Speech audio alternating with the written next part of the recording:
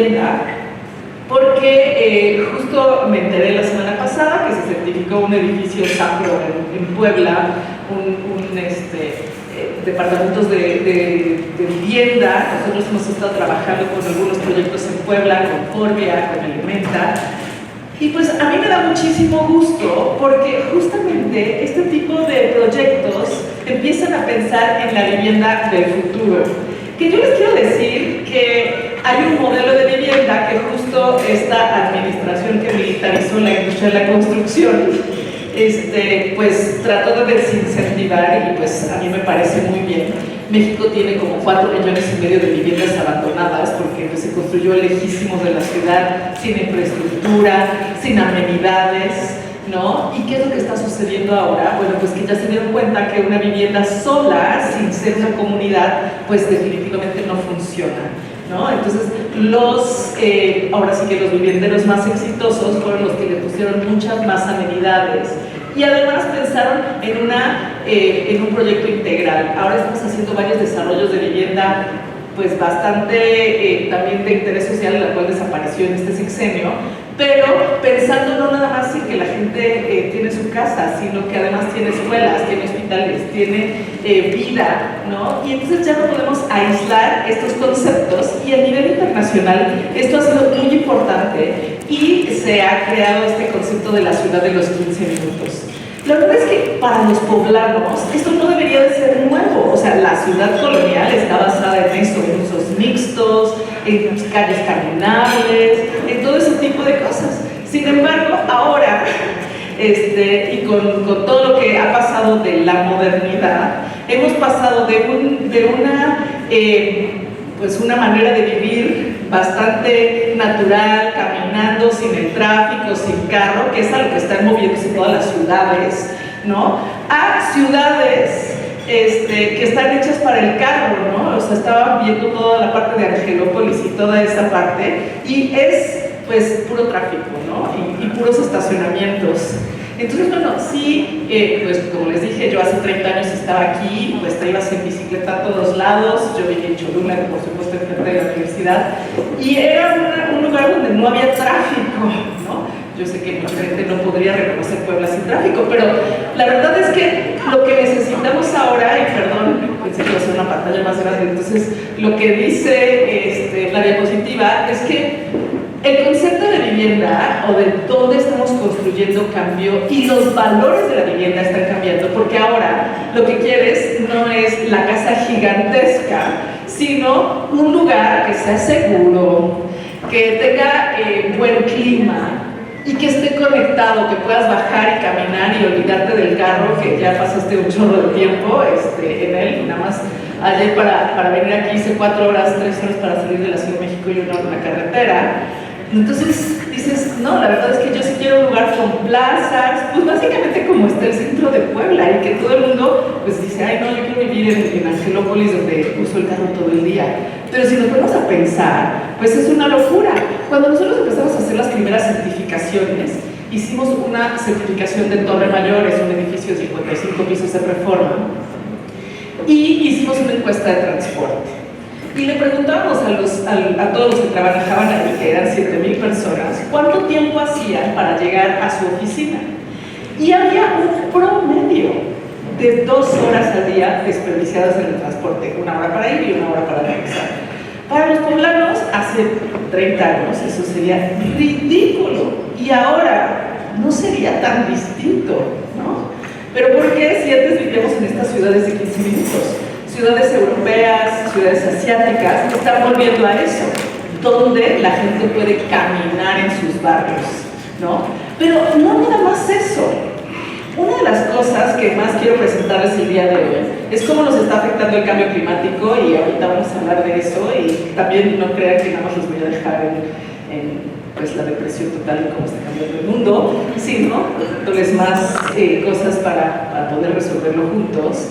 Pero, por ejemplo, una de las cosas más fuertes que afectan a Puebla con el cambio climático, pues van a ser las olas de calor, ¿no? Entonces, tú no nada más quieres una vivienda, sino una vivienda donde no te estás muriendo de calor o no te estás muriendo de frío, ¿no? Entonces, muchas de las cosas que antes eran, quiero una vivienda barata, pues ya tienes que pensar, además, que no me cueste caro calentarla o enfriarla. Me acuerdo muchísimo, mi marido vivió en Torreón hace unos años, y pasabas por algunas avenidas de Torreón en medio del calor, y la gente tenía que salirse de su casa y dormir afuera de su casa, porque la casa estaba tan mal hecha que había más calor adentro de la casa que afuera, ¿no? Entonces, ¿qué es lo que está pasando con estas generaciones y con esta nueva ola de la sustentabilidad y con esto del COVID y lo que está sucediendo? Bueno, pues que la gente quiere calidad, ¿no? Entonces, ¿por qué? Pues porque es muchísimo más barato vivir en algo bien hecho que ahorrarte pues dinero y después tener que pagarlo en otras cosas, ¿no? Entonces, bueno, quiero hablar, y estos son también producto de muchísimas conferencias del nearshoring. ¿Qué significa eso? Puebla, la verdad es que ha tenido muchísimos años, pues esto del nearshoring para ustedes no podrá ser tan nuevo porque pues la industria automotriz estuvo llegando aquí pues desde hace 30 años, ¿no? Y pues con la última llegada de Audi, pues esto es muy importante. Pero ¿qué es lo que está sucediendo ahora a nivel mundial? Bueno, pues en la geopolítica, Estados Unidos se está preparando para una guerra con China y tiene 5 años para prepararse. Entonces eso quiere decir que tiene que sacar toda su producción de China, y después en el COVID se dieron cuenta que pues con esta disrupción del transporte pues era un problema gravísimo. Entonces, ¿qué es lo que está diciendo? Bueno, pues que le conviene estar muchísimo más cerca de su mercado, ¿no? Entonces, pues definitivamente México es una super opción. De cualquier parte de México a la frontera son 72 horas, ¿no? Entonces, ¿qué es lo que está sucediendo? Si solamente el 10% de la producción de China se pasa a México, nosotros triplicaríamos el stock industrial, ¿no? Y una de las proyecciones es que esto del nearshoring va a durar entre 10 y 15 años. Entonces, ¿cómo subirnos hasta esta parte del nearshoring? Bueno, primero los políticos tienen que hacer su trabajo y generar dónde se van a poner las empresas, lo cual pues aquí es retador, pero estando en Monterrey en una conferencia, pues estaba con la gente de Fibra Monterrey, y una de las cosas que decían es que tenemos que sacudirnos de que México es un gobierno y que somos a pesar de nuestro gobierno. Entonces, bueno, nada más les quiero decir algunas cifras. Y la ciudad de Monterrey fue la ciudad que en el 2023 recibió más inversión de toda América, incluyendo Estados Unidos y Canadá, ¿no? Entonces, ¿qué quiere decir esto? Pues que toda esta inversión que se iba a China y a Rusia está llegando a la ciudad de Monterrey, ¿no? Entonces, bueno, con el anuncio de Tesla, pues muchas de las cosas se empezaron a mover, y entonces Kia también va a hacer su planta de carros eléctricos, y Hyundai, y hay muchísimos planes. Entonces, bueno, muchos de los focos de las cosas que estaban en Puebla están moviéndose. Pero ¿qué pasa? Pues es que esto no es rapidísimo, porque pues tenemos el problema del tramitismo que todos conocen, y de la corrupción, y de todo lo que, o sea, uno anuncia las cosas y en lo que te dan los permisos y se compra todo, pues entonces es un reto. Estábamos hablando con la gente de las diferentes fibras, y nos dicen que ahora, por ejemplo, para Fibra 1, el 60% de sus clientes son chinos. Y ahora hay coreanos, y ahora hay gente de Malasia, y entonces nosotros que estamos acostumbrados a tratar con gringos y europeos, pues de pronto tenemos que tratar con otra gente que tiene una cultura hindús. Están llegando muchísimos hindús, ¿no? ¿Por qué? Pues porque ya se sabe que toda esa industria se tiene que pasar a México. Desafortunadamente, una de las cosas pues más fuertes es que pues necesitamos esto, y lo necesitamos rápido. Por ejemplo, toda la frontera norte no tiene desocupación, creo que la desocupación es del 6%, lo cual es como inaudito, y en la zona de Tijuana ya los precios de las naves están tan caros como del otro lado, ¿no? Porque lo que les conviene es pues la mano de obra barata, que si nos cambian en 40 horas no sé si va a ser tan barata, pero bueno, seguramente seguiremos siendo bastante baratos. ¿Y qué es lo que está sucediendo? Bueno, pues que muchísima gente está invirtiendo fuertemente, ¿no? en la parte industrial. Pero una de las cosas que necesitamos entender es que el mercado cambió. Antes queríamos lo barato chino, que no costara nada.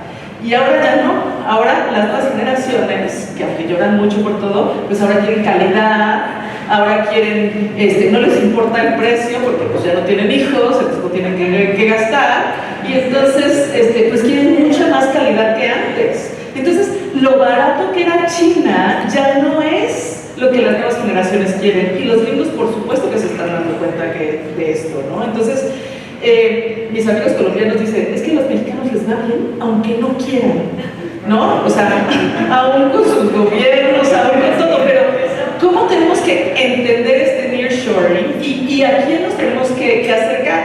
Definitivamente las fibras, por ejemplo en México solo hay 16 fibras y en Estados Unidos hay como 890, ¿no? Entonces hay mucho espacio y además las fibras no pagan tantos impuestos. Poblanos necesitarían hacer fibra, si hay fibra Monterrey porque no hay fibra Puebla, y pues tienen muchísimas más características, pero tienen un poder de administración y de desarrollo gigantesco, y además tienen muchas cuestiones sustentables. Pero ¿qué es lo que hemos hablado en todas estas conferencias, sobre todo en Monterrey y con los regios? Que los regios saben perfecto cuáles son los retos de este país. O sea, los chinos están comprando cosas a precios altísimos, porque aparte pues vienen con mucha lana, el COVID definitivamente, pero sí quieren mejor calidad de construcción, lo cual pues no estábamos acostumbrados, ¿no? Todos estamos acostumbrados más barato, así como que se vea bien, pero pues no importa. Pero pues estos llegan con unas órdenes, o sea, yo que llevo haciendo Lean 15 años, casi todos mis clientes eran compañías transnacionales que traían un mandato de sustentabilidad. Eran muy pocos la gente nacional que decía, lo voy a hacer bien, porque vale la pena. Entonces, ahora que hemos estado en Monterrey, ha estado muy impresionante, sobre todo la ciudad de San Pedro, y nada más les digo esto para picudearlos, no nada más les digo esto para picudearlos, sino porque Puebla y Monterrey han estado muy cercanos en este orgullo de dónde están, ¿no? Entonces, estábamos con los regios en una de sus conferencias, y les decían, pero ¿por qué estás haciendo las cosas tan bien, ¿no? En San Pedro, de verdad, está impresionante el desarrollo, la calidad de la vivienda, la calidad de los productos que están poniendo.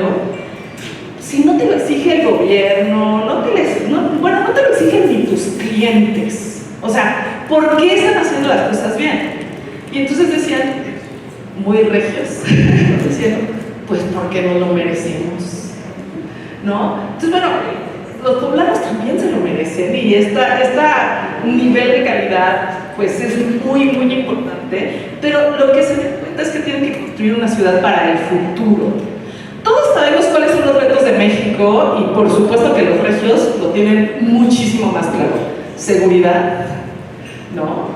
Que estuve en una conferencia y presentó Clayco, que es una de las constructoras que pues trae a una de las mayor cantidad de marcas americanas, que piensan construir 8 millones de metros cuadrados de industrial en México en los próximos 10 años, otro tip de con quién se tiene que acercar. Y decían que la seguridad no era tanto su problema, sino la mano de obra calificada, lo cual ustedes tienen un chorro, y en México tienen graves problemas de agua y de energía. Entonces, pues, ¿qué están haciendo en todos lados?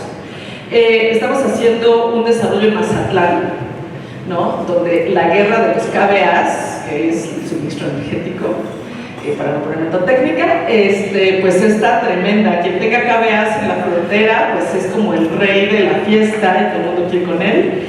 Y el agua, pues ustedes saben que justo el año pasado se declaró una emergencia hídrica en todo el país, ¿no? Monterrey se quedó sin agua, no importaba si era rico o pobre, no había agua para bañarse, ¿no? Y bueno, Monterrey tiene esos problemas poco político. O sea, yo empecé a trabajar con gente en Monterrey y no nos dejaban poner plantas de tratamiento de agua. O sea, ya hay tecnología suficiente para ser autosuficiente de agua, aunque estés en Monterrey, ¿no? Y bueno, sensibilizar a la gente con el problema del agua ha sido un reto, pero bueno, al menos ahora ya se dieron cuenta que esto no se va a poner mejor, que mejor tienes que pues planear, ¿no? Entonces, y en términos de energía, igual, ¿no? Este proyecto que estamos haciendo en Mazatlán es una isla, no es una isla, pero es una isla en términos energéticos. Todo con paneles fotovoltaicos, todo con almacenamiento y producción de aviones, que no es industria ligera. Entonces, ¿qué pasa? Pues ya no tienes que regalar a CFE absolutamente todo porque no te necesitas conectarte. Bueno, este proyecto es Mazatlán Aerospace y en alguna conferencia seguramente los invitaremos para presentar el caso de negocio porque está súper interesante cómo pues los mexicanos somos a pesar de nuestro gobierno. No me acuerdo en qué conferencia estaba, pues los gringos estaban hablando de cómo hacían sus negocios y pues pidieron este crédito, hicieron esto y así. Y los desarrolladores mexicanos y de toda América Latina pues decían, no manches, nosotros friends and family, así, o sea, con esto, con el otro, ¿no? Y entonces decían, no, es que en México, la verdad es que somos unos mega guerreros, los constructores y la industria de la construcción, pues porque no tenemos esas facilidades, ni esos apalancamientos, ni nada. Por eso les digo que los instrumentos de fibra están bastante interesantes.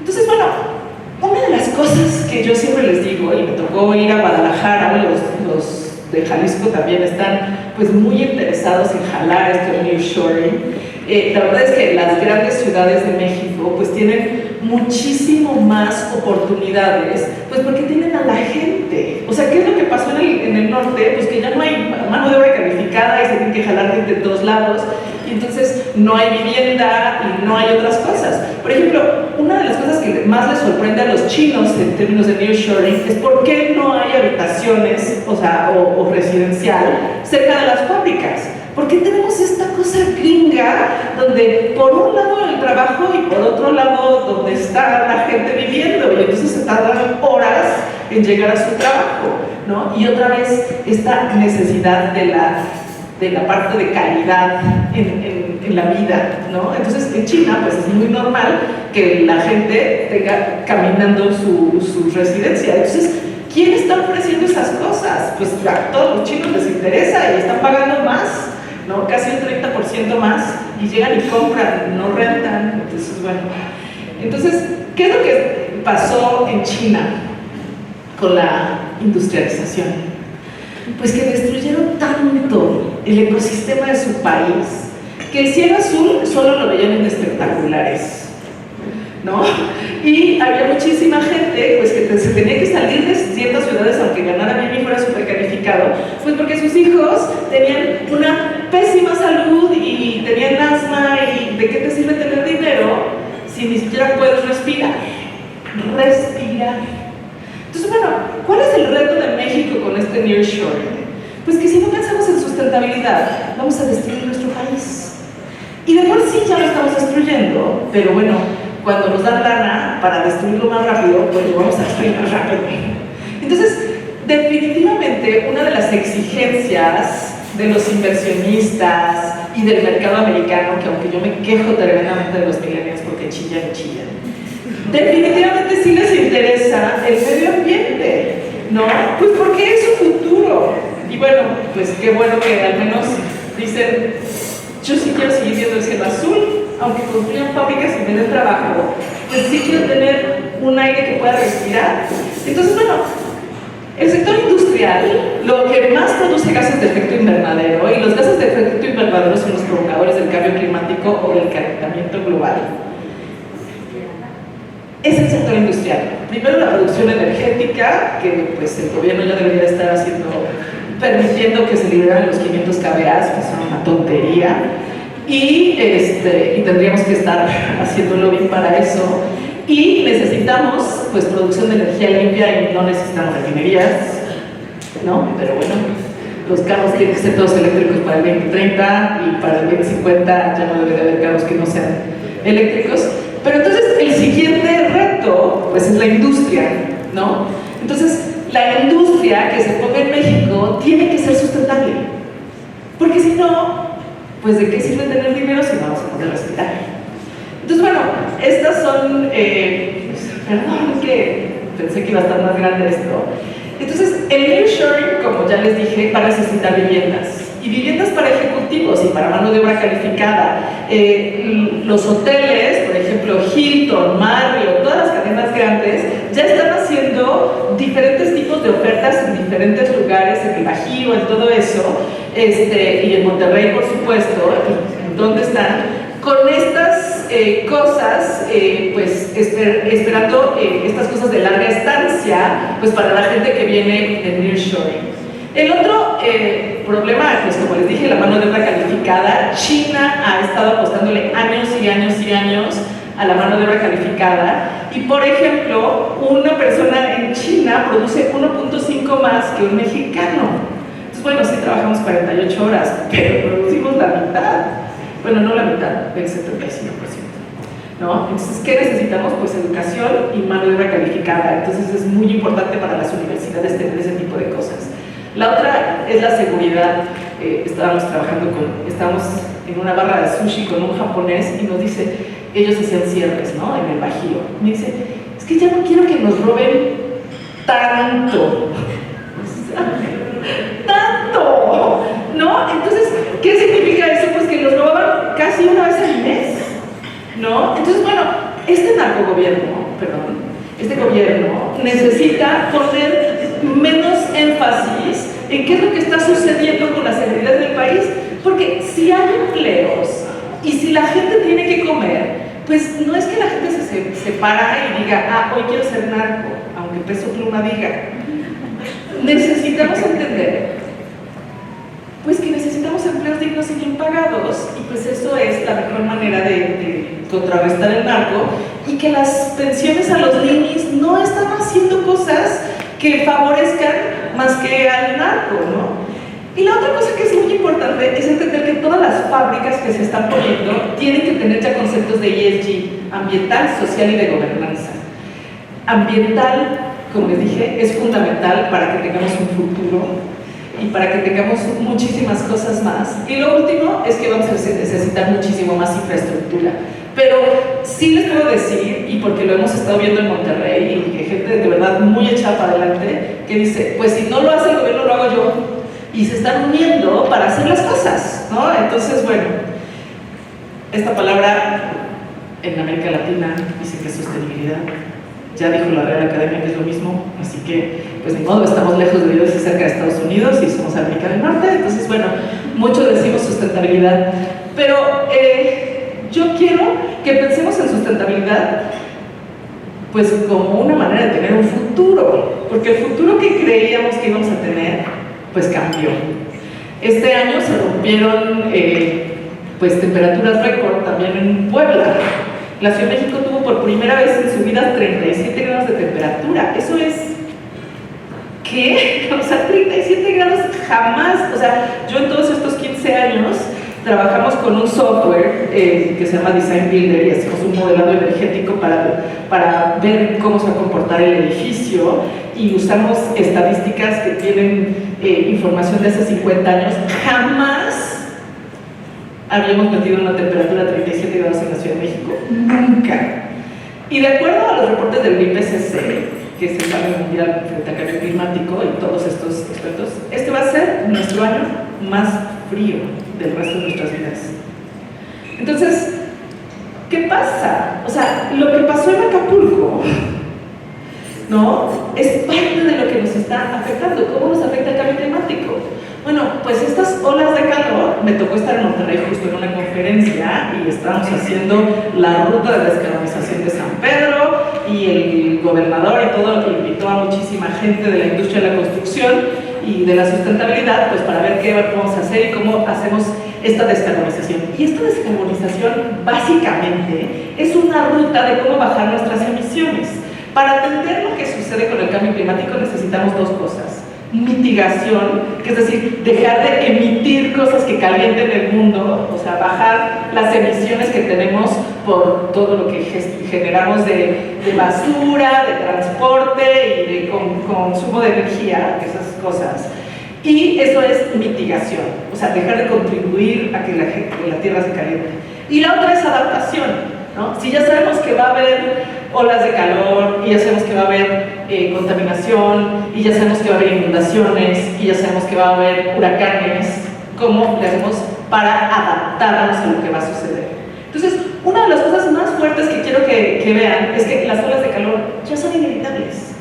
O sea, todo el mundo decía, ¿cuáles son las ciudades santuario? Díganos, ahí vamos a irnos a vivir, en las ciudades que no tengan problemas por el cambio climático. Entonces, todos los expertos se reunieron y no encontraron ninguna. O sea, ricos, pobres, todos, ¿no? Entonces, bueno, lo que pensábamos imposible, nada más quiero que sepan que las estadísticas de las aseguradoras de la posibilidad de un huracán nivel 5 en Acapulco antes de Otis eran 0. Las aseguradoras, ¿no? Decían, no, o sea, imposible por cómo está, por todo eso. Y bueno, tiene que ver con que el drenaje en Acapulco sale súper caliente y eso sube la temperatura y entonces no han querido arreglar muchísimas cosas y eso pues también en el Caribe mexicano es un problema, o sea, el desagüe de los hoteles es directo, sin filtro, o sea, a los arrecifes de corales, ¿no? O sea, impresionante. Entonces, pues obviamente la diferencia de temperaturas de un mar tan caliente y las corrientes que pasan en octubre, que ya debería de estar frío, pues hizo que en 12 horas cambiara eso. Y pues nuestro sistema de alerta nacional muy eficiente no le avisó a nadie, y entonces nadie pudo ni salirse del barquito, ¿no? O sea, en 12 horas claro que tenías idea de que podía pasar eso. Una de las cosas más importantes de Acapulco es que no va a ser un evento único. Entonces necesitamos adaptarnos, pero también necesitamos hacer un esfuerzo por especificar cosas que duren, que resistan, ¿no? Que verdaderamente pues, tengan otro sentido de calidad y entender que si no contribuimos a dejar de emitir estas emisiones, pues estas cosas van a ser cada vez más. Entonces, bueno, la industria de la construcción en general pues es responsable del 38% de las emisiones de gases de efecto invernadero. Solamente el 9% es de la nueva construcción y de la operación de los edificios es 31%, es 40% más que nada.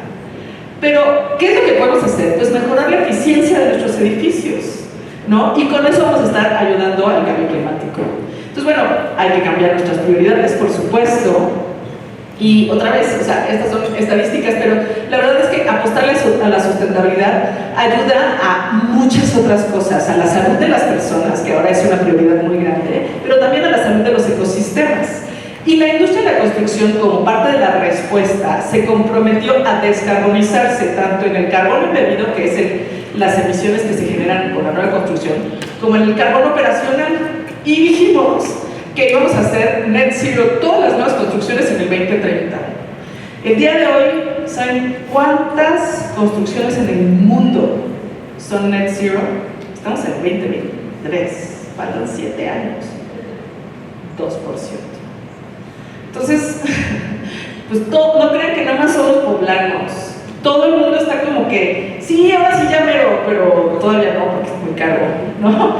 Entonces, sí tenemos un problema porque pues la migración de la gente de Acapulco son más de 1.200.000 personas y esos son migrantes por el cambio climático, ¿no? Así empezó todo el problema en Siria, hubo una sequía tremenda por el cambio climático y hubo una migración y después miles de problemas, pero bueno. Entonces, la otra es que para el 2050, 2024, todos los edificios existentes y las ciudades tendrían que ser net zero. Y Europa sí está dando muchísimos pasos, y a lo mejor China. Pero Europa, España cabe, toda España cabe en Chihuahua. Siempre les digo a los españoles, tesoro, estás en México. O sea, todo tu país cabe en Chihuahua, ¿no? Entonces, o sea, también nos toca contribuir, ¿no? Ese es mi punto, no, que España está muy chiquito. Entonces, bueno, la industria de la construcción pues tiene que hacer eso. Y pues hay que tomar acciones. Les voy a dar 7 acciones, no creo que los voy a dejar así como el gloom and doom que dicen los griegos, ¿no? Otra cosa que quiero platicarles es que estamos en una economía de transición.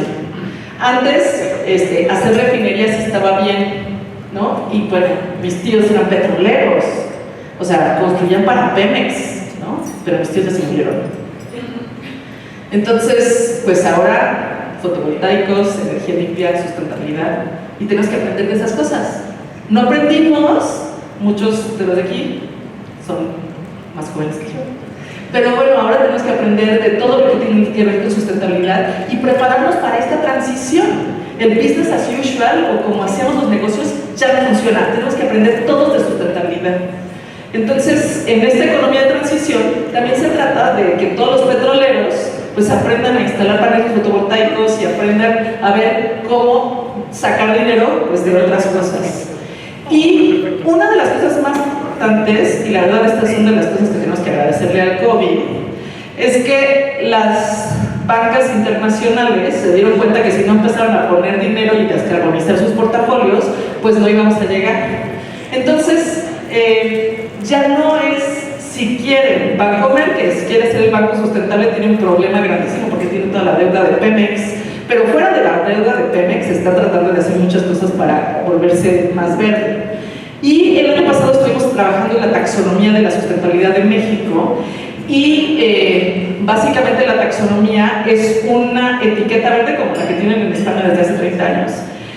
Nosotros la sacamos el año pasado, pero es una taxonomía socioambiental y pues habla de cómo vamos a catalogar qué es lo verde. Y la taxonomía de México sí está en la construcción, en la agricultura y en la industria. Y esta taxonomía la van a usar los bancos para ver si te prestan dinero y cómo te lo prestan. Y los bancos todos tienen un mandato de descarbonizar su portafolio para el 2030. O sea que los que no quieren hacer sustentabilidad solo tienen 7 años para sobrevivir y después ya no. Entonces, nada más les digo que estamos en esta economía, tienen 7 años, si quieren seguir viviendo como empresas, pues necesitan hacer esto. Y la otra taxonomía que es súper fuerte es la taxonomía europea, que si ustedes tienen a Audi y Volkswagen, que se volvió rarísimo porque ahora solo hace SUVs, ¿no? que son los carros más contaminantes del mundo, pues los inversionistas europeos solamente pueden invertir en empresas que cumplan las reglas de la taxonomía europea. Entonces, si van a venir fondos de inversión europeo, tienen que cumplir con todas estas cosas. Tenemos que pensar en economía circular. ¿Qué es eso? Bueno, pues que no se vuelva basura lo que hiciste, sino que se pueda reciclar. Y que tenemos que pensar en la gestión de residuos, en la sustentabilidad y los edificios eficientes y todas estas cosas que antes no pensábamos, ¿no? Toda esta cosa de la obsolescencia programada de las computadoras ya le van a cobrar a las compañías para que dejen de hacer eso, ¿no? Entonces, todo esto de hacerlo chafa y ponerlo más chafa y que no me dure más que un ratito en lo que lo vendo, ya va a estar penalizado. El mundo está cambiando y a lo mejor no lo van a ver hoy, pero sí lo van a ver